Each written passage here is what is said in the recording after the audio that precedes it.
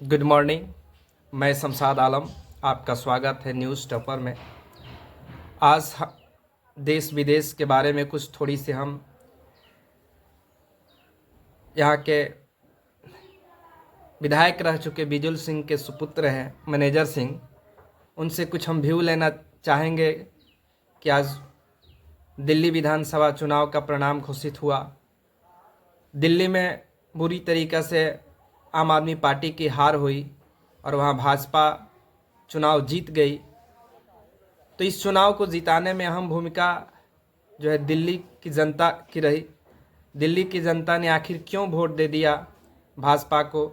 केजरीवाल जो है पूरी दावा कर रहे थे कि हमने फ्री में बिजली दिया, ट्रेवलिंग दिया, फ्री में पानी दिया। इसके बावजूद भी दिल्ली की जनता ने उसको निगलेक्ट करके भारतीय जनता पार्टी को दे दिया।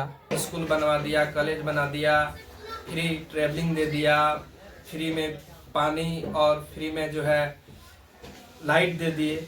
इन तमाम सुविधा को पाने के बावजूद भी दिल्ली की जनता ने केजरीवाल को लाइक नहीं किया, उन्हें पसंद नहीं किया, उनको सत्ता में आने से रोक दिया। इस पे आपका क्या ख्याल है, किस नज़र से आप देखते हैं? सबसे पहले आपका चैनल पर आपका शुक्रिया अदा करना चाहता हूँ कि मुझे इस पर कुछ कहने का मौका दिया।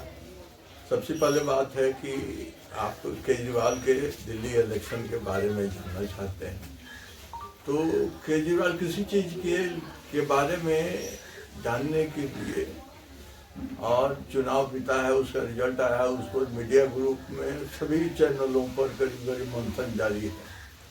और मेरा मानना है कि केजरीवाल जिस रूप में जो आए राजनीति में, उनका जो उदय हुआ राजनीति के क्षेत्र पर, तो एक बाइक जो विस्फोटक रूप धारण करके दिल्ली में कब्जा किया उन्होंने, उसका हश्र ये होना ही था।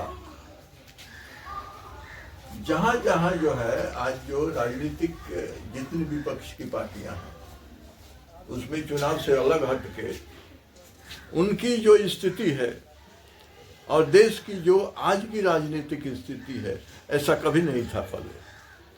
और केजरीवाल के पिछले जो है 2-3 इलेक्शन में केजरीवाल की जी की जो भूमिका रही है, उसका हश्र यही होना था।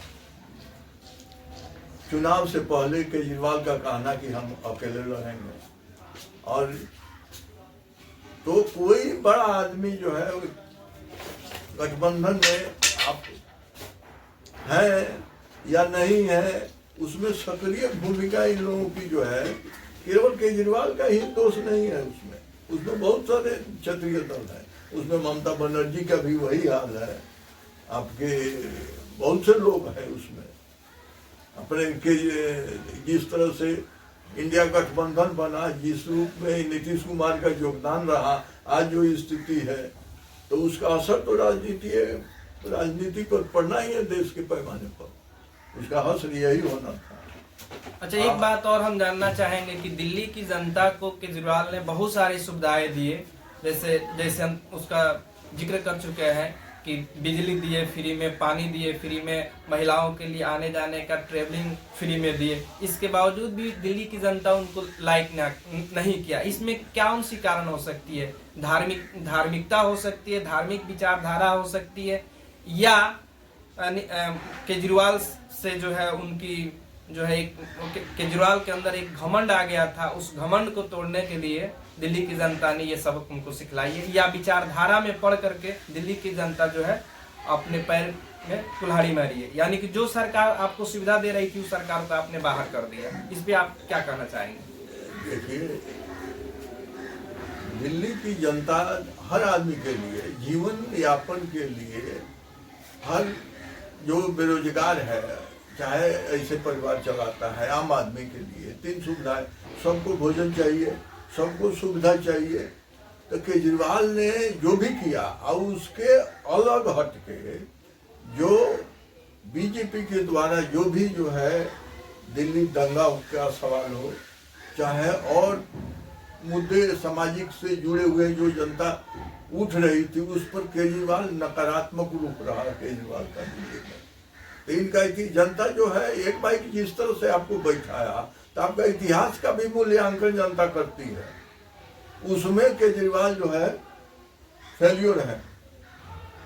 जनता के सवालों को लेकर उड़ेवड़ी बांट के फायदा उठा लेना ये अलग बात है, मगर जनता के लिए सामूहिक रूप से लॉन्ग टर्म में उनका कोई विजन नहीं है उस तरह का, इसलिए उसका असर हुआ है। अच्छा, ये वर्तमान परिवेश में ये देखा जा रहा है कि पूरे भारत के अंदर जो है दो विचारधारा जो है तेजी से काम कर रही है। एक अम्बेडकरवादी विचारधारा जो बहुजन विचारधारा है, और दूसरा मनुवादी विचारधारा जो ब्राह्मणों की एक अलग व्यवस्था है, वो विचारधारा है। कुछ नेता जो है अम्बेडकरवादी विचारधारा को प्रोजेक्ट कर रहे हैं और कुछ नेता जो है मनुवादी विचारधारा को प्रोजेक्ट कर रहे हैं। जैसे भाजपा और भाजपा से जुड़े जितने लोग हैं वो लोग मनुवाद को चाहते हैं, मनुस्मृति को चाहते हैं। तो ये केजरीवाल जो है, केजरीवाल का संबंध किस ग्रुप से है, अम्बेडकरवादी ग्रुप से या मनुवादी ग्रुप से? केजरीवाल जो है का कुछ जो है छद्म रूप है। केजरीवाल का उदय जो है वो आरएसएस के खेमे से जो है निकले हुए प्रोडक्ट है। अच्छा। हाँ, और दिल्ली में जो आंदोलन हुआ के अन्ना हजारे का, जिस रूप में उसको प्रोजेक्ट किया गया, उसमें बीजेपी और आरएसएस का सबसे बड़ा योगदान रहा इनको प्रोजेक्ट करने में, और उसका परिणाम था कि ये लीडर के रूप में उदय हुआ इनका, और दिल्ली में राजनीति में सफल भी हुई। मगर ये छद्म रूप लॉन्ग टर्म तक नहीं जा सकता है, तो उसका पर्दाफाश हो गया बहुत से मौकों पर। अच्छा, आप जो कह रहे हैं कि आरएसएस का ये प्रोजेक्ट है, लेकिन आरएसएस का ये प्रोजेक्ट हमको नहीं लग रहा है कि ये है। आरएसएस का प्रोजेक्ट रहते तो वो सरकार चलाते समय भारतीय जनता पार्टी के नेता या भारतीय जनता पार्टी की सरकार ने केजरीवाल के साथ बहुत दुर्व्यवहार किया। उन्हें मुख्यमंत्री रहते हुए उनको जेल में डाला, विभिन्न तरह के धाराएं झूठे मुकदमा लगा करके फंसा दिया और उनको जेल में बंद कर दिया।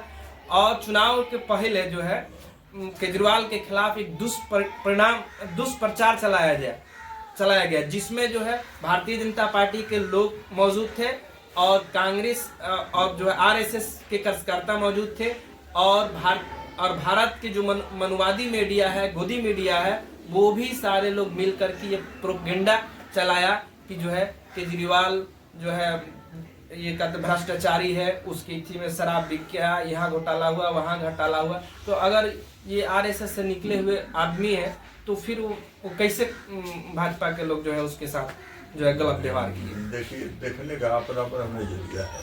केजरीवाल का जो जितना आक्रमण बीजेपी के द्वारा हुआ, और केजरीवाल का आक्रमण बीजेपी के खिलाफ जो है कभी उस तरह का नहीं रहा जितना कांग्रेस के खिलाफ रहा है। यही जो है शो करता है कि केजरीवाल का जो है उससे लगाव रहा है। उन्होंने इसी चुनाव के, दिल्ली चुनाव के पहले आरएसएस को चिट्ठी लिखा। हाँ, तो आरएसएस से इनका लगाव है, तो मोहन भागवत को चिट्ठी लिख के जो है अपने मदद के लिए जो है कुछ न कुछ जो है शो करना चाहते थे, जिसमें उनको सफलता नहीं मिली। और वोट परसेंटेज का जो हिसाब है कितना है, इनका जो है 2.5% या 2% के लगभग जो है बहुत कम बेसी इनका सत्ता से गया है। तो अभी तो आगे आने वाले भविष्य में देखना इनका रूप क्या होता है। अभी इन पर बहुत संकट आने वाला है। इतना होने के बावजूद, जेल जाने के बावजूद इनका पूरा टीम बचता है या बिखरता है, ये देखना है। ये संकट है इन पर, और देश की स्थिति आज की डेट में इतना संकट आज उपस्थित हुआ है, इतना पहले कभी नहीं था, जिसका ताजा उदाहरण जो है ये कुंभ मेला जो लगा हुआ है। ये क्या चीज है? ये उग्र हिंदुत्व का जो है ये अखाड़ा जो है साबित होने जा रहा है एक तरह से। उग्र हिंदुत्व, हाँ। यानी आप कहना क्या चाह रहे हैं? उग्र हिंदुत्व क्या है?